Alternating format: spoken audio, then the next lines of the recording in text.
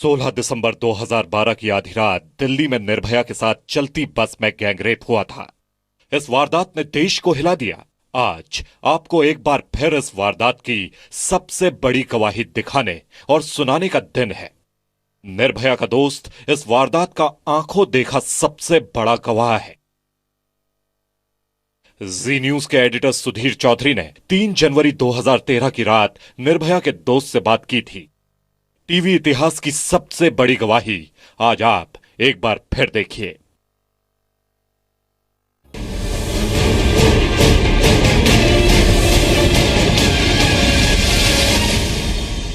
नमस्कार। आज देश की सबसे बड़ी गवाही जी न्यूज पर होने वाली है। देश की सबसे घिनौनी और सबसे खौफनाक वारदात का इकलौता चश्मदीद और पीड़ित आज आपके सामने होगा और आज वो बोलेगा ताकि दोबारा कभी ऐसी कोई भी वारदात हिंदुस्तान के किसी कोने में होने न पाए। वो बोलेगा ताकि ऐसी दरिंदगी को रोकने के लिए कानून बनाने वाले उसे सुन सकें, उसके दर्द को समझ सकें जो सिर्फ उसने महसूस किया है। आज वो बोलेगा ताकि ये गुस्सा सिर्फ नारेबाजी या धरने तक ही सिमट कर ना रह जाए। जी न्यूज इसी मंशा के साथ हिंदुस्तान के उस हीरो को आज आपके सामने लाया है ताकि दिल्ली में 16 दिसंबर की उस रात के अहम और बेहद संवेदनशील पहलू जो अब तक आपके सामने पहले कभी नहीं आए थे, वो आज आप तक पहुंच सके ताकि देश का हर नौजवान अपराध के खिलाफ खड़ा हो सके, ताकि हिंदुस्तान के लिए इस हीरो की गवाही हमेशा के लिए एक मिसाल बन जाए। आपके सामने इस वक्त जो बहादुर नौजवान बैठा है उसे आप किसी भी नाम से बुला सकते हैं। चाहे तो आप इन्हें दीपक कह सकते हैं, चाहे तो आप इन्हें अभिमन्यु कह सकते हैं। ठीक उसी तरह जैसे उस बहादुर लड़की को आप कई नामों से जानते थे। जी हां, उसे भी हम अलग अलग नामों से जानते थे।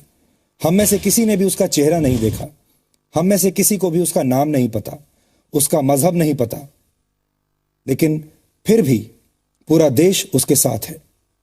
लेकिन आज वो हमारे बीच नहीं है, लेकिन जो मकसद वो छोड़कर गई है, जो मकसद छोड़कर वो इस दुनिया से गई, उस लड़ाई को आगे बढ़ाने का बीड़ा उठाया है देश ने।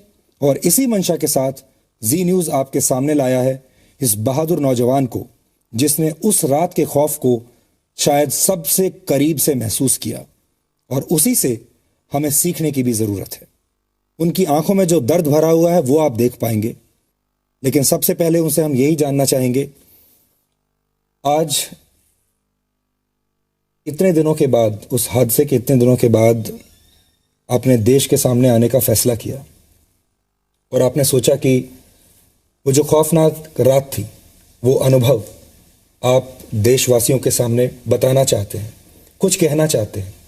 क्या कहना चाहते हैं आप? काफ़ी चीज़ें मीडिया में आ रही हैं, कुछ लोग अपने अपने तरीके से इंटरप्रेट कर रहे हैं चीज़ों को। तो मुझे लगा कि जो एक्चुअल चीज़ें हैं, क्योंकि मैंने वो चीज़ें फेस करी हैं, मेरे साथ वो घटी हैं घटनाएं, तो शायद मैं उनको अच्छी तरह से बता सकता हूँ कि प्रॉब्लम क्या मैंने फेस करी और एक्चुअल लोग फेस क्या करते हैं। तो मैं उनसे यही रिक्वेस्ट करूँगा कि वो एटलीस्ट मैं जो कहना चाहता हूँ, जो मैंने फेस करी, जो मेरी फ्रेंड थी उन्होंने जो फेस करी, तो वो मैं उनको बता सकूँ। शायद किसी की हेल्प हो सके, शायद वो कुछ ऐसा कर पाएँ कि जो आगे आने वाले टाइम में वो किसी की जान बचा सके। हम यहाँ पर यह भी कहना चाहेंगे कि जो कुछ इस नौजवान ने देखा, जो कुछ इस नौजवान ने सहा, वो एक बहुत बड़े सदमे से कम नहीं है।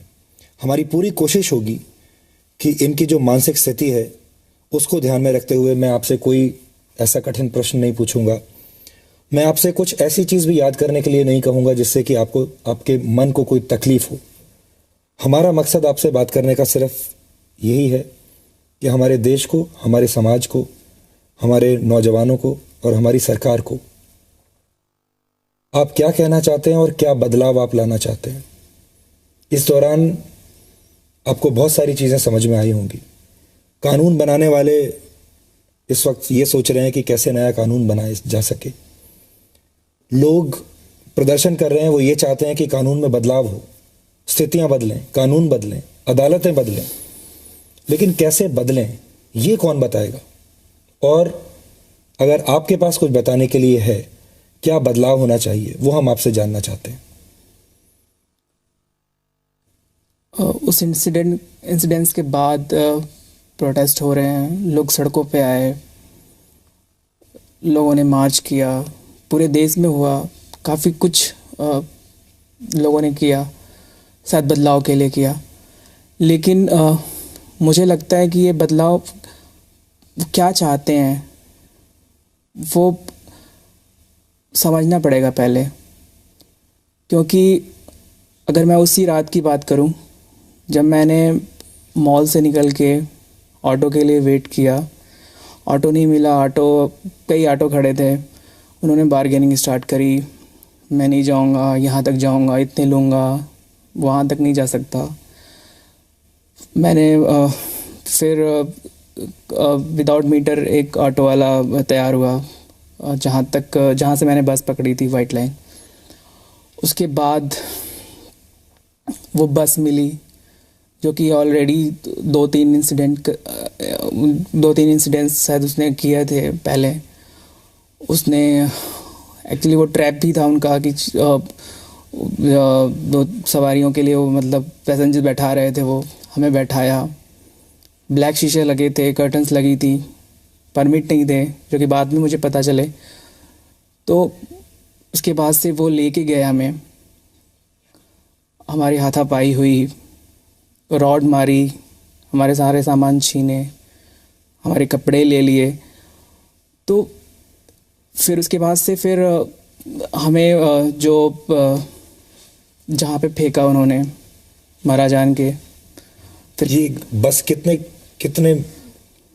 वक्त तक ऐसे ही सड़कों पर घूमती रही? ये जहाँ से हमने बस पकड़ी थी उसके लगभग 2-2.5 घंटे तक हमें घुमाते रहे। वो फ्लाईओवर्स पे इधर उधर दिल्ली में घूमती रही बस। फिर लाके हमें जहाँ पे उन्होंने फेंका। मैं आपको यहाँ पर रोकूंगा क्योंकि यहाँ पर हम जो बात कर रहे हैं, हम ये जानने की कोशिश कर रहे हैं कि ये हादसा किसी के साथ भी हो सकता था। जो इनकी दोस्त थी, उस बहादुर लड़की की हम बात कर रहे हैं, वो बहादुर लड़की कोई भी हो सकती थी। वो आपकी दोस्त भी हो सकती थी, आपके परिवार में से भी हो सकती थी। और यही कारण है कि देश के हर व्यक्ति के अंदर इतना गुस्सा है कि ऐसी घटना क्यों हुई। और लूप होल्स हमारे सिस्टम में क्या क्या हैं, हम वो समझने की कोशिश कर रहे हैं। 2 से 2.5 घंटे तक वो बस दिल्ली की सड़कों पर घूमती रही और उसके अंदर ये सब होता रहा और किसी ने भी उस बस को रोका नहीं। उस बस को ना कोई पुलिस मिली, ना ट्रैफिक पुलिस मिली, और वो लगातार ऐसे ही चलती रही। आपकी आवाज़ें किसी ने नहीं सुनी? नहीं, हम लोग चिल्ला रहे थे, उसमें काफ़ी कोशिश करी कि हमारी आवाज़ बाहर जाए, लेकिन उन्होंने लाइटें बंद कर दी थी। और जो हमारी फ्रेंड थी वो भी काफ़ी आवाज़ लगा रही थी। हमारी लड़ाई हो रही थी, वो 5-6 लोग थे वो हम मुझे बचाने की कोशिश कर रही थी। उन्होंने 100 नंबर डायल करने की कोशिश करी, बट वो उन्होंने मोबाइल छीन लिया था। तो बस ऐसी चलती रही। फिर फाइनली उन्होंने आके एक फ्लाईओवर के नीचे हमें फेंका, फिर क्रश करने की कोशिश भी करी, आपको कुचलने की कोशिश करी। हमारे पास कपड़े भी नहीं थे और फिर हम वहाँ पे वेट करते रहे कि एटलीस्ट कोई तो हमारी हेल्प करे। मैं काफ़ी देर तक हाथ हिलाता रहा। ऑटोज़ वाले जाते थे, स्पीड स्लो करते थे, कार वाले निकलते थे, स्पीड स्लो करते थे, देखते थे, फिर चले जाते थे। बाइक वाले देखते थे, बट काफ़ी देर तक 15-20 मिनट, 20 से ज़्यादा टाइम हो रहा, 20-25 मिनट तक मुझे कोई नहीं मिला। फिर कोई आता है, फ़ोन करता है, 3-3 PCR वैन्स खड़ी होती हैं। वो आपस में ये डिसाइड नहीं कर पाती कि कहाँ, किस थाने का केस है ये। कोई कह रहा है कि इस थाने का केस है, कोई कह रहा है इस थाने का केस है। तो काफ़ी देर तक हम लोग चिल्लाते रहे कि भैया कपड़े दे दो, एटलीस्ट हमें एम्बुलेंस बुला के भेजो कहीं पे। बट उनका यही था कि पहले तो डिसाइड करें कि किस थाने का केस है। 20 लोग खड़े हैं सामने, बट वो तमाशा देख रहे थे। बीच में किसी ने मुझे एक बेड सीट फाड़ के दी ताकि मैं उसको ढक सकूं, मेरे फ्रेंड को। और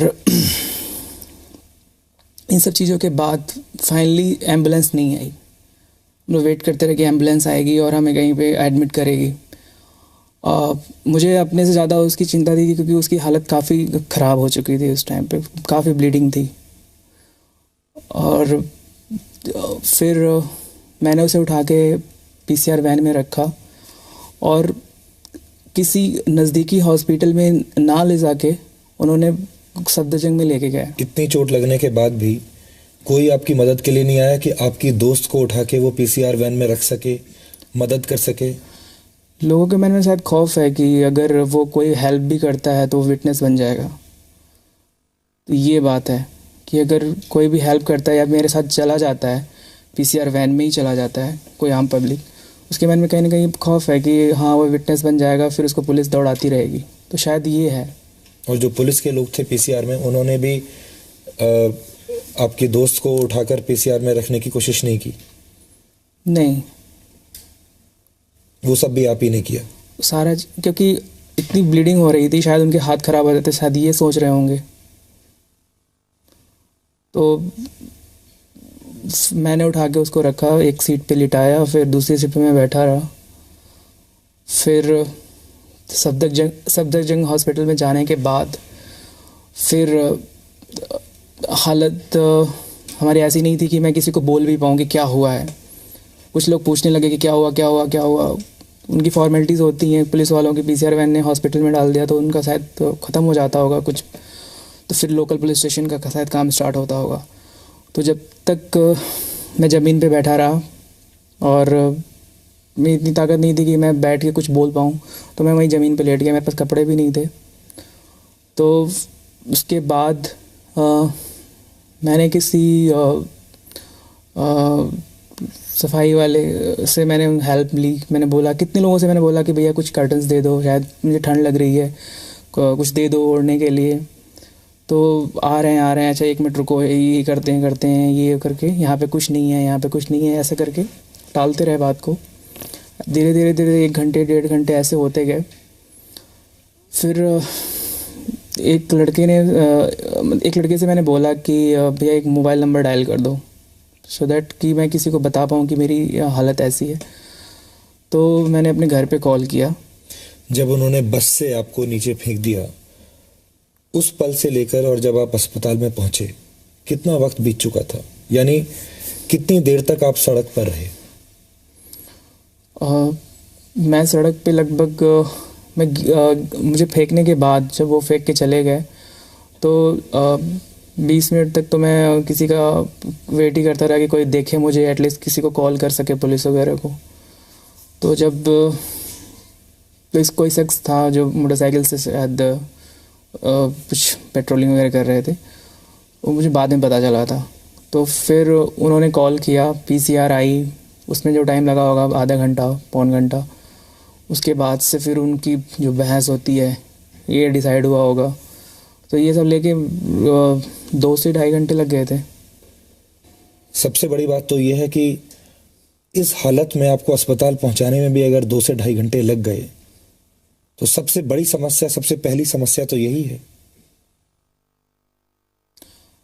हाँ, पहले तो ऐसा होना चाहिए कि शायद कानून मैं उतनी अच्छी तरह नहीं जानता, लेकिन पुलिस सबसे पहले गवर्नमेंट हॉस्पिटल ढूंढती है, जो कि मैं जहाँ लेटा हुआ था वहाँ से सफदरजंग हॉस्पिटल अगर रात का वक्त नहीं होता तो शायद कितने घंटे लग जाते ये भी नहीं पता, क्योंकि एयरपोर्ट का रूट है वो और जाम दिल्ली में लगता ही है। तो शायद मेरी फ्रेंड थी जो आज 14 डेज़ रह के गई हैं, शायद उसी दिन ही उनकी डेथ हो जाती।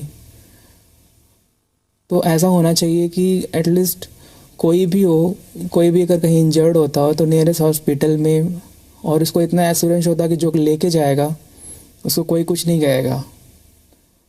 और पुलिस को भी चाहिए कि अगर वो पुलिस ही लेके, क्योंकि पीसीआर लेके गई थी मुझे, तो वो नियरेस्ट हॉस्पिटल में एडमिट कराए, ना कि जाके सफदरजंग में, जहाँ पे मुझे नहीं लगता कि कोई वहाँ पे एडमिनिस्ट्रेशन इस तरह से जल्दी काम करता है। ओवरलोडेड, मुझे लगता है ओवरलोडेड होगा, जो भी है, रीज़न तो कई हैं, बट होना ऐसा चाहिए कि जो भी नियरेस्ट हॉस्पिटल होता, जो भी बेटर हॉस्पिटल होता। हमारी इतनी इंजरीज़ है, अगर हमारे कटा होता तो चलो ठीक है, सफदरजंग में मैं वेट करके करा सकता हूँ, लेकिन इतनी सीवियर इंजरी में अगर आप सफदरजंग में, वो भी जहाँ पे लेके जाते हो, शायद वहाँ पे है ट्रीटमेंट है कि नहीं है। गवर्नमेंट हॉस्पिटल आजकल पता नहीं कैसे होते हैं। आपकी बातों से ये भी लग रहा है कि जो इसमें आरोपी थे, बस में जो 6 लोग थे, उन्होंने आपको और आपके दोस्त को, दोनों को मारने की कोशिश की, यानी जान से मारने की कोशिश की उन्होंने। पहले वो आए और पहले उन्होंने सारी चीज़ें ऐसे सेट कर रखी थी। वो बैठे हुए थे, प्रिटेंड कर रहे थे कि हाँ वो पैसेंजर हैं। मेरे 2 बार कंफर्म करने पे उन्होंने पैसे भी लिए मुझसे कि हाँ हाँ ये जा रही है, वहीं तक जा रही है जहाँ आप जा रहे हो। उसके बाद जिस आके उल्टी सीधी चीज़ें बोलना मुझे, मेरे फ्रेंड को। उसके बाद जब पंच मारते हैं वो, तो आप रिएक्ट करोगे। तो हमारी जब लड़ाई स्टार्ट होती है तो पहले तो 3 आते हैं, काफ़ी उनसे लड़ाई होती है, तो फिर उनको लगता है कि नहीं, और फिर नहीं कंट्रोल कर पाएंगे, क्योंकि मैं 3 से तो मेरी काफ़ी लड़ाई हुई थी, तो उनको तो मैंने मारा था। फिर उन्होंने 2 और आ गए रॉड लेके। उसके बाद उस बीच में मेरी फ्रेंड चिल्ला भी रही थी वो, और वो भी कोशिश कर रही थी मुझे बचाने की। तो 2 और आए, उन्होंने रॉड मारी, और जब मैं थोड़ा सा रॉड लगने के बाद अनकॉन्शियस सा हुआ, तो वो मेरे पीछे से खींच के मेरे फ्रेंड को ले गए वो। और उसके बाद उन्होंने आपको सड़क पर फेंक दिया। उसके बाद हमें रॉड से और भी चोटें दी, जिससे कि, क्योंकि मुझे ये सुनाई दिया कि वो उनकी डेथ हो चुकी है पहले ही, और फिर वो मुझे मारना चाह रहे थे। मुझे रॉड से मारा, रॉड पूरे बॉडी में, और आइडेंटिटी हटाने के लिए उन्होंने सारी चीज़ें ले ली, मोबाइल्स, कपड़े, कुछ भी कपड़ा नहीं छोड़ा था उन्होंने। फिर उन्होंने बस से फेंका और फिर कुचलने की कोशिश करी। तो मैंने अपनी फ्रेंड को खींचा था बस के नीचे से, क्योंकि वो ऑलमोस्ट पहले, क्योंकि वो पहले थी, मुझसे पहले थी, तो उनको मैंने खींच के फिर और रोड के इधर लेके आया। उनका तो मारने का ही प्लान था सारा, कि कुछ कोई रहेगा नहीं तो फिर शायद उनको उनकी कंप्लेन भी नहीं होगी। इस तरह के केस के बाद जब आप अस्पताल पहुंचते हैं, तो अस्पताल में किस तरह का ट्रीटमेंट दिया जाता है? क्योंकि इसमें सिर्फ शारीरिक चिकित्सा नहीं है, मानसिक चिकित्सा की भी ज़रूरत होती है, और जाहिर है आपको बहुत ट्रॉमा रहा होगा, आपके दिमाग पर उसका बहुत बुरा असर पड़ा होगा, आपको एक काउंसलिंग की ज़रूरत भी लगी होगी। मैं स्टेचेस पे लेटा हुआ था, उसके बाद से शायद सबको इन्फॉर्म किया गया होगा, जो भी पुलिस का प्रोसीजर होगा। तो पुलिस के सारे ऑफिसर्स आए, एक एक करके आए, जितने भी लेवल्स उनके होते होंगे, सब ने बयान लिया। मैं उसी कंडीशन में था कि क्या था, क्या नहीं था, कैसे हुआ, जो भी था, और मुझे जितना भी याद था, जो भी मुझे लगा, मैंने उनको इन्फॉर्मेशन दी। और 16 दिसंबर से लेके जब तक लास्ट TIP नहीं हुई थी, यानी 2-3 दिन पहले तक मैं उनके साथ ही था। मेरा एम ये था कि अगर मेरे रहने से केस मजबूत होता है या फिर पुलिस को हेल्प मिलती है, तो मुझे यहाँ रहना चाहिए। मैंने अपने घर वालों की बात नहीं सुनी यहाँ पर। मैंने कहा कि नहीं, क्योंकि वो अगले दिन ही घर से प्रेशर था कि आप, क्योंकि इमोशनल होते हैं घर वाले कि आप, इतनी चोट लगी है, आप वहाँ कैसे रहोगे, क्योंकि यहाँ पर मैं अकेला रहता था। तो वो लेके जाना चाहते थे, लेकिन मैंने ही कहा कि नहीं, अभी मुझे यहाँ रुकना चाहिए। उस वक्त कभी आपने सोचा था कि जो आपकी दोस्त हैं वो इस दुनिया में नहीं रहेंगी? क्योंकि उन्होंने इतने दिन तक संघर्ष तो बहुत किया, बहुत लड़ाई की उन्होंने। मुझे तो कभी नहीं लगा ऐसा, क्योंकि मैं उनको पर्सनली जानता था। और जब 2-3 दिनों बाद पुलिस ने अलाउ किया, क्योंकि वहाँ पे काफ़ी सिक्योरिटी थी, किसी को जाना अलाउ नहीं कर रहे थे वो। तो जब मैं उनसे मिला तो काफ़ी खुश थी और वो लिख पा रही थी, और कहीं उनको देख के कहीं भी नहीं लगा कि वो जीना नहीं चाहती हैं। पॉजिटिव थी काफ़ी, और इनफैक्ट वो अपने घर वालों को कह रही थी, क्योंकि उनकी मदर, उनकी भी हालत ख़राब थी, तो इनफैक्ट वो कह रही थी कि सब ठीक हो जाएगा इस तरीके से। इस वक्त आप इस नौजवान की आप बीती सुन रहे हैं। ये सिर्फ एक आप बीती नहीं है, ये एक गवाही भी है, ये एक सच्चाई भी है। और इसी सच्चाई में से हमें ये सीखना होगा कि हम अपने समाज में, अपने सिस्टम में, अपने कानून में, अपने देश में, अपने लोगों में क्या बदलाव कर सकते हैं। किस बदलाव की बात हो रही है? वो कौन कौन से जो लोग हैं, हजारों लाखों लोग जो कि सड़कों पर उतरे, जो कि विरोध कर रहे थे, जो कि ये कह रहे थे कि बदलाव होना चाहिए। लेकिन क्या बदलाव होना चाहिए, ये इस नौजवान से बेहतर कोई नहीं बता सकता। हम एक छोटा सा ब्रेक ले रहे हैं, लेकिन ब्रेक के बाद हमारी ये बातचीत इस नौजवान से जारी रहेगी और हम ये जानने की कोशिश करेंगे इस नौजवान से कि इस तरह के मामलों में हमें कहाँ सीख लेने की ज़रूरत है।